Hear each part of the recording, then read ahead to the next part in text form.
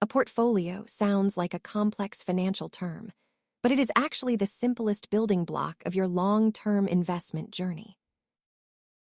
At its core, a portfolio is just a collection of financial investments like stocks, bonds, and cash held by an individual or institution.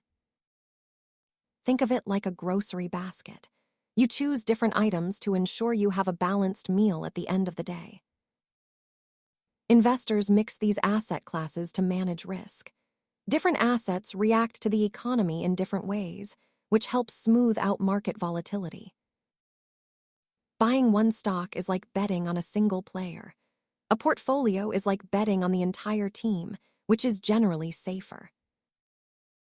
A common strategy is to hold more stocks when you are young and transition toward bonds as you get closer to retirement age. This old saying is the golden rule of portfolio management.